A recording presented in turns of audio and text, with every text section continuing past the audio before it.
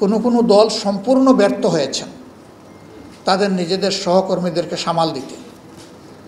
এই জন্য যেখানেই যাই এখন শুনতে হয় রেট আগের চেয়ে বেশি।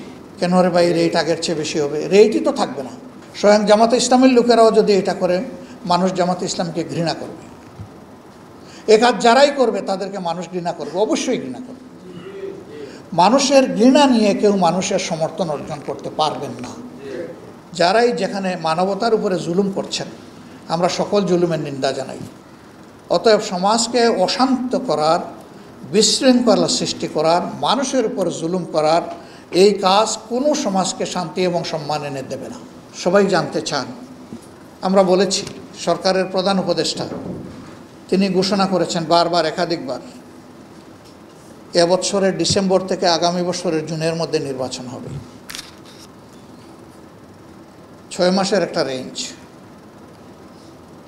এখানে আমাদের দেশের আবহাওয়া এবং কিছু পারিপার্শ্বিকতার ব্যাপার আছে। ফেব্রুয়ারির শেষ এবং মার্চের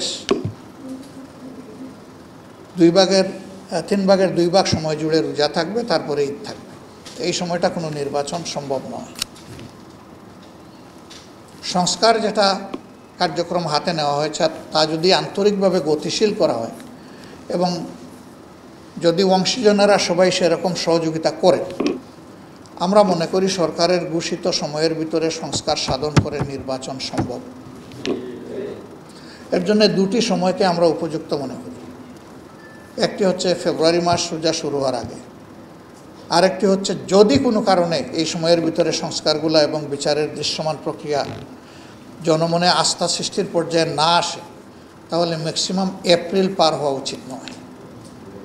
কারণ এরপরে আবার কুরবানি আছে, এরপরে ঝড় বৃষ্টি, বাদল, বন্যা, দুর্যোগ, এগুলো আমাদের জাতীয় জীবনের অংশ। তখন একটা অর্থবহ নির্বাচন করা চ্যালেঞ্জের মুখে পড়ে যেতে পারে। এই জন্য এই বিষয়গুলা সংশ্লিষ্ট পক্ষকে বিবেচনায় নেওয়ার জন্য আমরা আহ্বান জানাব। সম্মানিত ভাইয়েরা, আমরা বরাবরের মতো আবারও খুব স্পষ্টভাবে বলতে চাই, জাতিকে বিভক্ত করার যে কোনো কূটকৌশলের আমরা সম্পূর্ণ বিরোধী। এই জন্য ধর্ম কিংবা অন্য যে কোনোর ভিত্তিতে এই জাতি আবার বিভক্ত হোক, এটা আমরা চাই না। এই ক্ষেত্রে আমরা সকলের প্রতি আহ্বান জানাব, জাতীয় স্বার্থে আমরা সবাই যেন জাতীয় স্বার্থের জায়গাগুলোতে এক এবং ঐক্যবদ্ধ থাকি। রাজনীতিতে যে স্লোগান দেই আমরা যেন তার বাস্তব প্রতিফলন ঘটাই। ব্যক্তির চেয়ে দল বড়, দলের চেয়ে দেশ বড়। আমাদের কর্মকাণ্ড যেন সেইটাই প্রমাণ করে। 5 তারিখের পরিবর্তনের পর শহীদদের রক্ত, পঙ্গু ভাই বোনদের প্রতি সম্মানের দাবি ছিল যে রাজনৈতিক দলগুলো তাদের সহকর্মীদেরকে সকল ধরনের সামাজিক অপকর্ম থেকে সুরক্ষা দেবে এবং এর মাধ্যমে জাতি সুরক্ষা পাবে। কিন্তু দুঃখজনকভাবে এই কাজটি আমরা সম্পন্ন করতে পারিনি। কোনো দল সম্পূর্ণ ব্যর্থ হয়েছেন তাদের নিজেদের সহকর্মীদেরকে সামাল দিতে। এই জন্য যেখানেই যাই এখন শুনতে হয় রেট আগের চেয়ে বেশি। কেন রে ভাই, রেট আগের চেয়ে বেশি হবে? রেটই তো থাকবে না, থাকার কথা না। সর্বত্র এই কথা শুনতে হচ্ছে কেন? এমনকি এও শোনা যায় চিহ্নিত অপরাধীদেরকে ধরে পুলিশ থানায় আসতে পারে না, তার আগে তদবিরকার থানায় চলে আসে।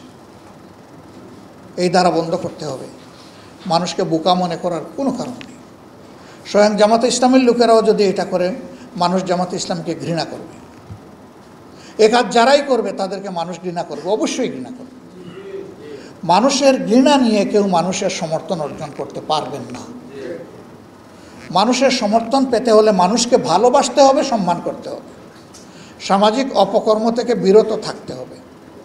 এটা নির্দিষ্ট কোনো দলের জন্য এই কথা আমার নয়, এটা সকলের জন্য, আমার নিজের জন্য। এটা এতটুকু সম্মানবোধ যদি আমরা না দেখাতে পারি, তাহলে আমরা কি রাজনীতি করি এ প্রশ্ন তো উঠবেই।